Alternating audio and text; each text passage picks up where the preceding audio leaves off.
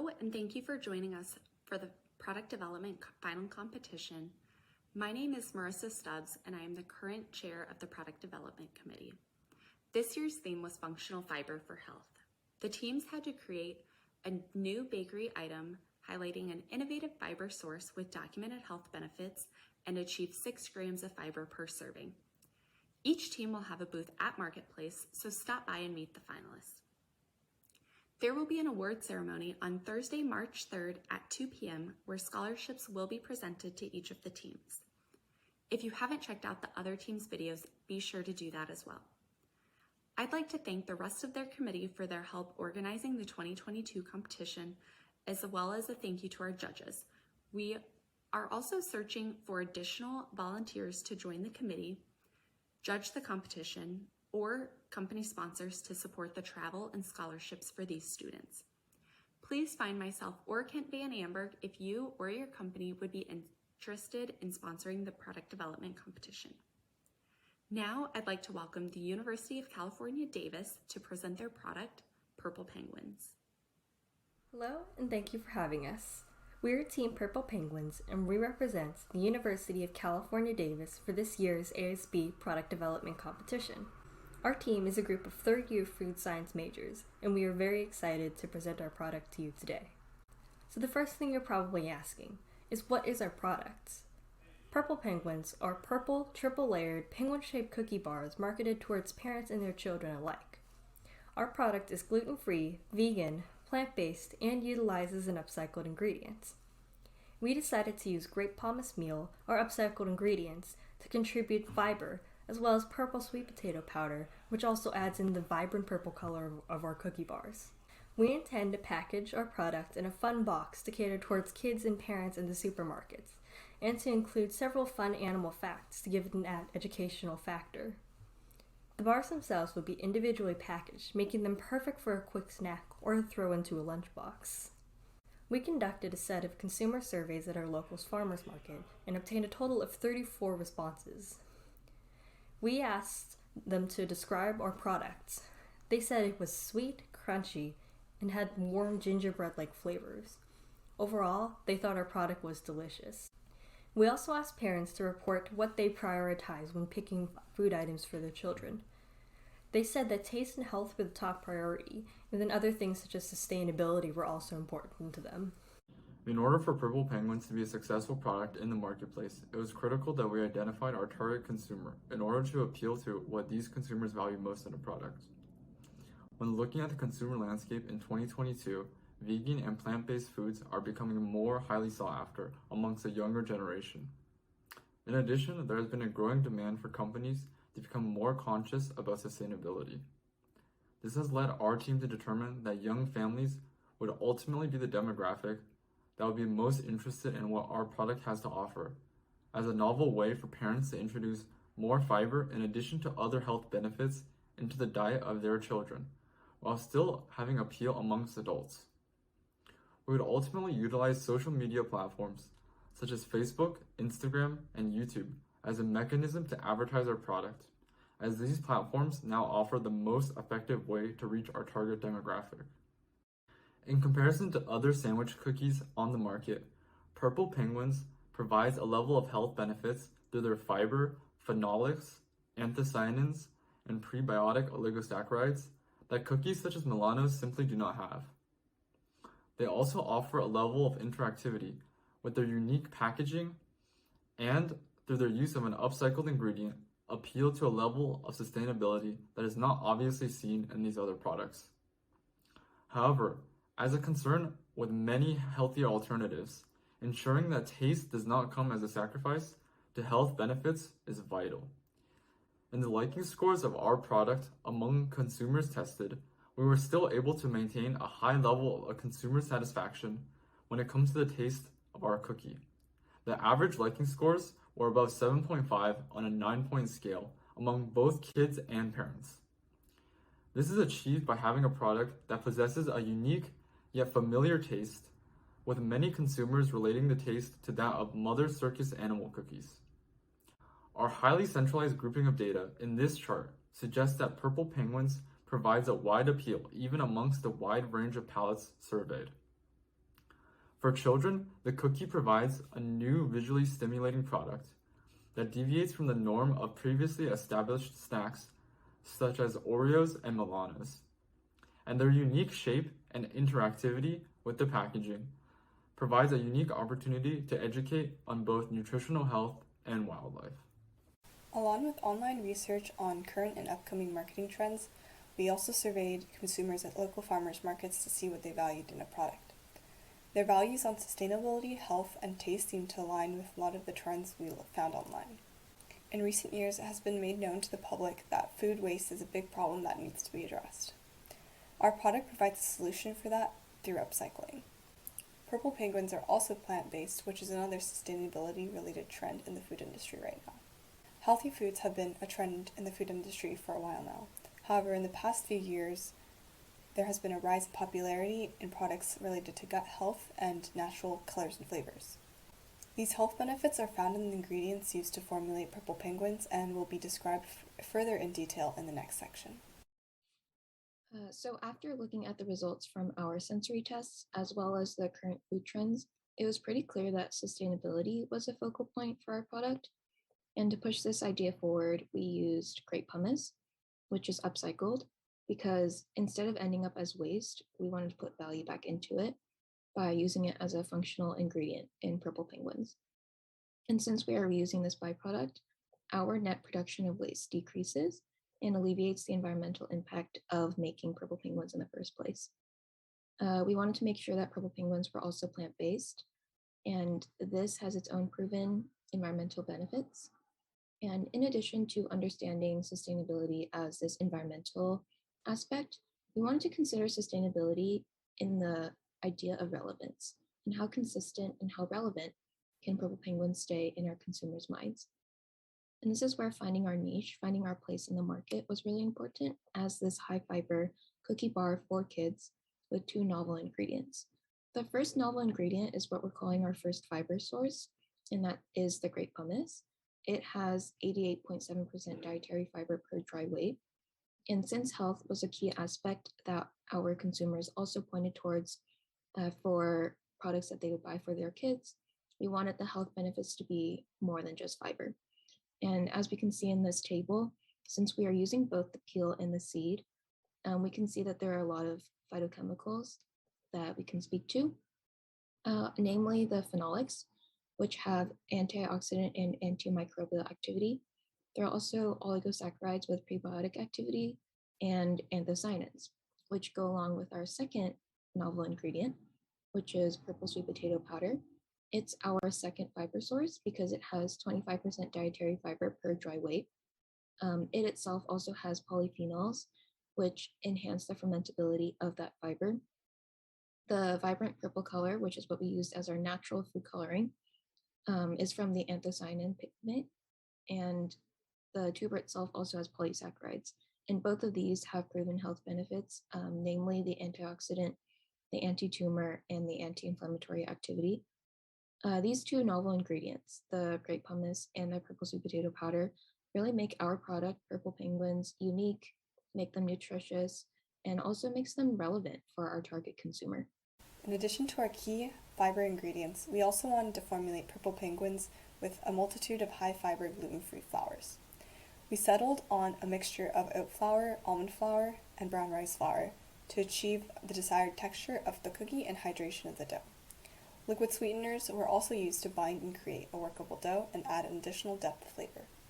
Lastly, cinnamon and salt were used to enhance the flavors of the toasty, warm pumice. So, why purple penguins? Purple penguins have been highly rated on taste, so they have been proven to be delicious. They utilize an upcycled fiber source and plant-based ingredients to create a more sustainable product.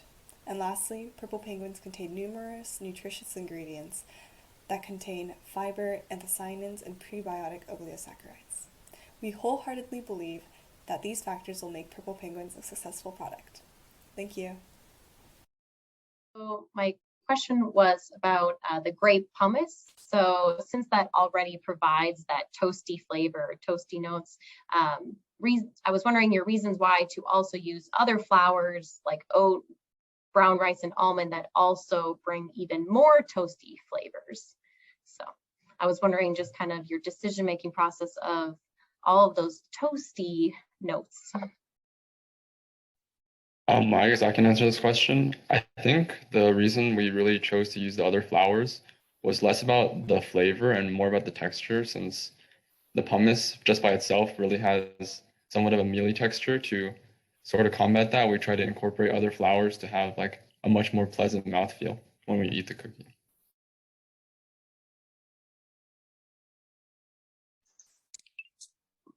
Does anyone else have any comments on that one?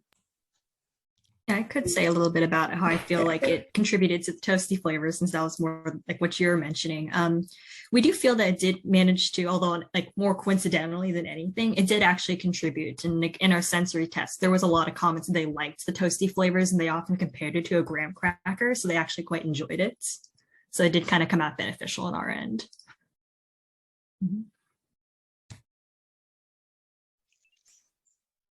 Great. So my question. Oh, go ahead. Sorry, Go ahead. I jumped the gun there. I was just going to say I actually had a very similar question. I just wanted to add on to this one. Did you evaluate any other gluten-free flours? I believe we just started with like oat flour and brown rice flour, but like we started out just like blending up, but then we switched to like oat flour just for a more like consistent, and like also just to like take out a step in like processing. But other than that, because we were pretty satisfied with how the texture was with the oat flour and the brown rice flour and almond flour, we decided to just stick with it because it worked.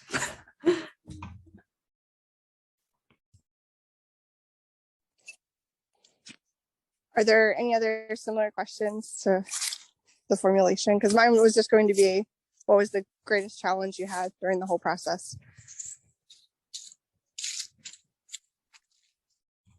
I think one of the greatest challenges for us was just the texture of the whole thing. So like starting off with just the biscuit itself, just incorporating the pumice, like we had to think about like the particle size of which we like could grind the pumice to, and like also just like the grittiness and like kind of the dryness of the pumice and how to combat that. And then like once we finished with that, we kind of had to think about like, oh, how do we keep the biscuit crispy with like the filling, and like how all of this like comes together, because there are like, you know, 3 different components to our product. So like texture was probably the biggest challenge that we had to tackle.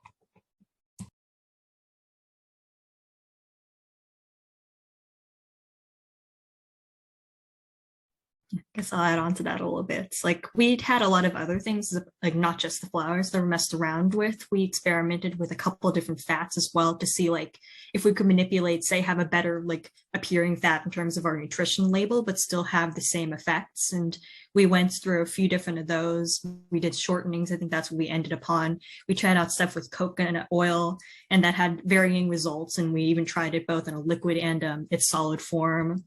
And then we also manipulated a little bit with our different sweeteners.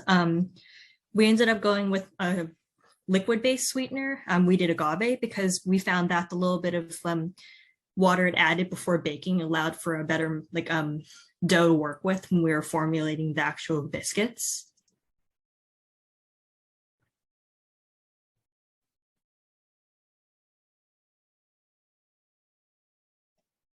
I guess another question on ingredients. With the vegetable shortening that you use, it has fully hydrogenated oils and also TBHQ. So unfortunately, those are on this no-no list for like whole foods. And it seems like that is something where you could end up going into that you mentioned whole foods. So I was wondering if you had alternative oils. I guess you mentioned coconut oil, but then there were some challenges too. So I was wondering if you would think of other alternatives to the vegetable shortening, so then you could sell it at Whole Foods. I think one thing we were dabbled. Oh, go ahead, Melissa. We dabbled with cocoa butter a little bit, as it was also a solid fat, and it had the texture that was a little bit more appealing compared to coconut oil. But then we also were considering price, as well as flavor. So shortening was the way to go for that. And adding on to that, a lot of it kind of depends on like what a consumer values between like, oh, would they rather it have like be a full whole food without the shortening? And like, let's just say like we replace it with coconut oil, but then like health wise on like a nutrition label, if we opt for coconut oil, there's like a much higher saturated fat. So it's like, do they value like the health aspect or do they value like keeping it like a whole food? And like through our like we did a little bit of consumer research where like they kind of told us what things they value and health was like pretty high up there. So we thought like, oh, maybe it's better just to like have less saturated fat show up rather than opt for like the whole food.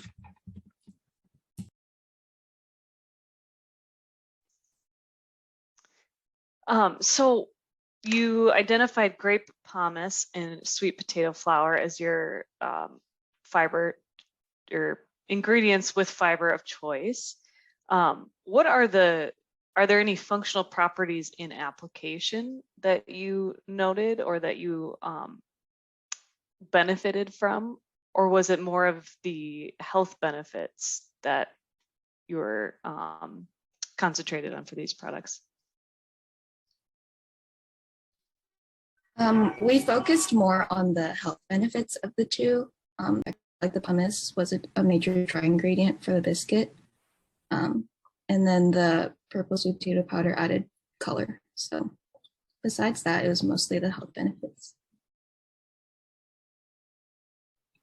I would add there's also the sustainability benefit, obviously, because it's using an upcycled ingredient, since otherwise would be a food waste product. And so we also like prioritize that as well. We wanted it to be something that was not just a good for you product, but also something that was good for the environment to some degree. Then I guess another property like in the pumice is like the flavor that it gives off, like the kind of warm and toasty flavors that we like wanted to highlight in our cookie as well. My question kind of goes with those ingredients too. I was kind of wondering how you heard of those, because I had a friend that had a master's project on the purple sweet potato. And also I was thinking maybe from where your school is at, the grape pumice, maybe it's something that some students were working on anyways. So I was just curious on the history of how you heard about it.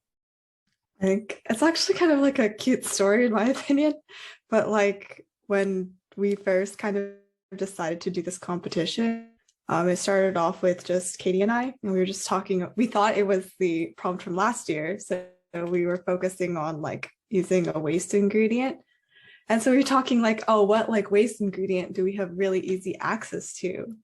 And so we kind of settled on grape pumice, and then we went from there. And then as our group grew a little bigger, Melissa like just has done a lot of things with purple sweet potato.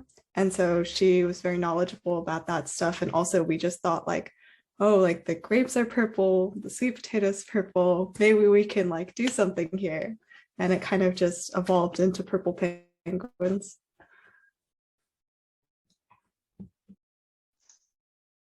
I love that. I really did enjoy the purple aspect of it. I was like, this is so cute. So that actually leads to two questions.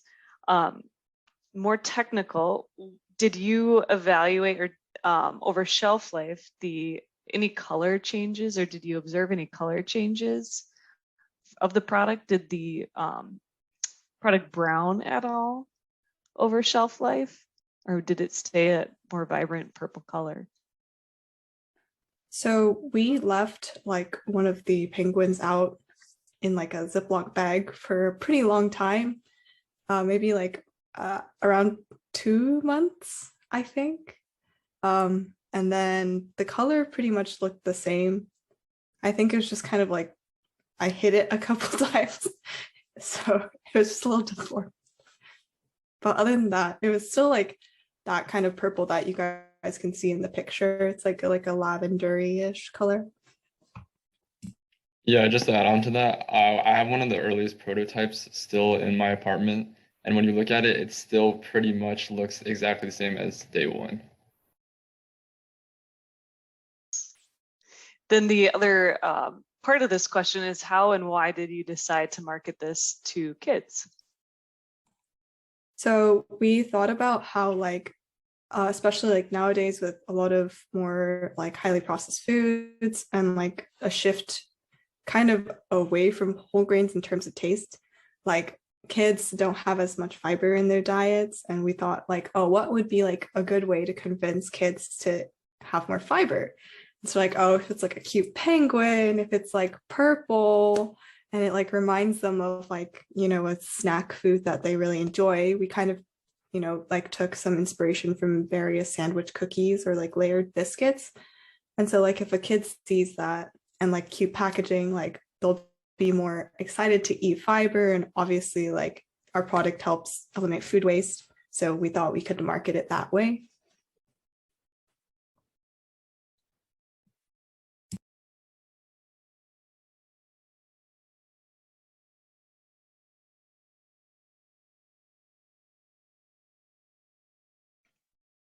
Yes, I'll go ahead then. So my question was on with the long-term shelf life packaging. I guess unfortunately some of like the frosting or the coating kind of came off a little bit, or I was just wondering what are some ideas if you could go more into on packaging?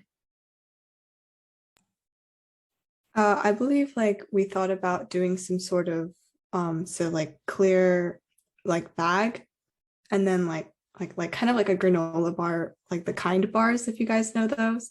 But then like instead of just being the bag, we'd have like a little paper kind of a box sleeve. I call it sleeves. It's like a U-board. Yes, a U-board. Thank you. Yeah, and so that would kind of like help to keep it not so like have the coating come off. Yeah. Thank you. At the time or not. I do have speaking of the coating, do you know, and did you specifically decide on a specific melt point of the coating? And how did you come up with that if you did?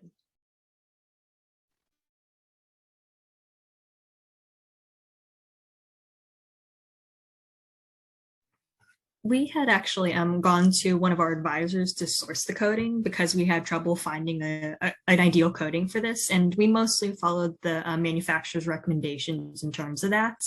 It was, I guess, it's a relatively new prototype and not even out in the market yet, and what we used, so it was a little bit of trial and error with working on it, and it could still probably use some improvements in terms of finding just the ideal temperature, but in the meantime, what we used kind of mostly what was recommended from the product.